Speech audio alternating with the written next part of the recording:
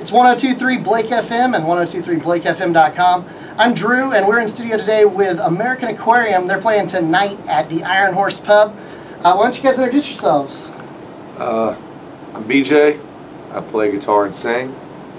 I'm Whit. I play pedal steel and keys. And, you know, part of the band here. The rest of them not here, but that's fine. That's all we need for right now. Yeah. They'll all be there tonight. So you guys are, this is the kickoff date for the new tour. For sure, yeah. The first date of it. And you guys have the new album coming out February the 3rd. It's on February 3rd, yes sir. Well, with the new album, new video, new single out with Wolves, this album was a long time coming, a lot to put it together, and tell us a little bit about it. Yeah, we've been working on it for about 2.5 years now, and Burn, Flicker, Die was kind of a crossroads for the band, and really and truly, it kind of just rejuvenated us as far as playing music, as far as enjoying touring, as far as enjoying the road, as far as enjoying making music, period. So it's nice to actually have a record that represents, this is the best representation of the band we've ever got to do. Musically, lyrically, everybody had equal input on how this record got made, which hasn't happened in the past. So it's if there ever has been an accurate representation of everyone in the band, this is definitely it. Well, you know, with Burn, Flicker, Die, that album itself, you know, Jason Isbell produced it. You know, it got a lot of acclaim, a lot, you know, really did elevate you guys. Sound of that album versus this one, what's going to be different? What's the same? It's similar, but and totally different at the same time. It's a progression. It's growth. You can listen to Burn, Flicker, Die and listen to Wolves, and you can definitely say you can hear elements. It's the same band, but you can definitely tell that we took a huge step forward as far as taking pride in the music that we're sending out to people. Well, and speaking of that pride, I mean, you guys funded this through, you know, online through crowdfunding. Yeah, this is the second record we've done through crowdfunding, and we've just learned that, you know, every night there's at least 2 or 3 fans that come up and say, "I wish I could do more. I wish I could do more." So every 2 years we put them to the test, and we say, "Here's your chance to do more. Let us make the record that we want to make." A lot of making a record's expensive, and so especially for a band like us that refuses to have a label.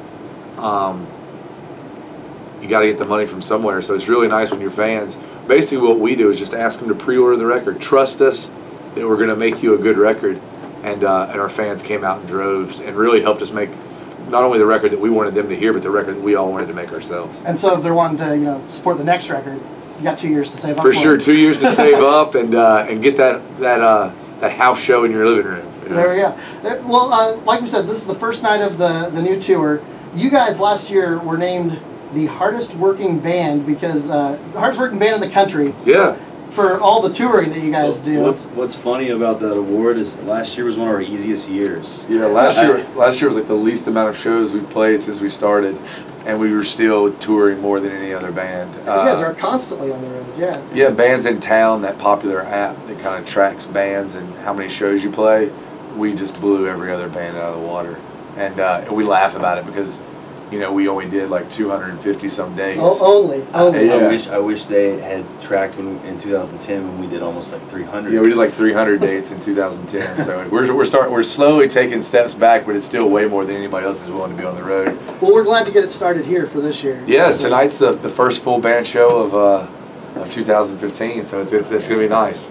Well, BJ, something you know, I noticed online, you just got married. Yeah, I got married. Yeah. So, you know, with touring 250 nights out of the year and getting married, how are you balancing that? Well, considering this is the first full band show we've really played since I got married, everything's great. I'll let you know in a year how touring. She's really great about it.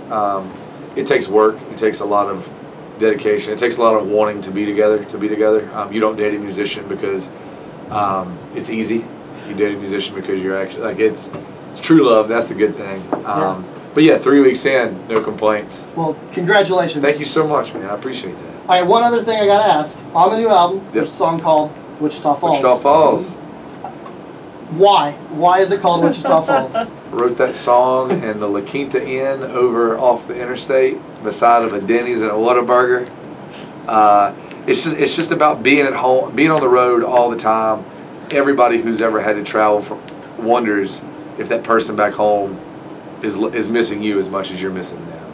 And it's about the sitting in a hotel room by yourself at the end of a night and wondering, you know, is everything okay back home? Is like she forgot about me, or is she still missing me as much as I'm missing her in Wichita Falls?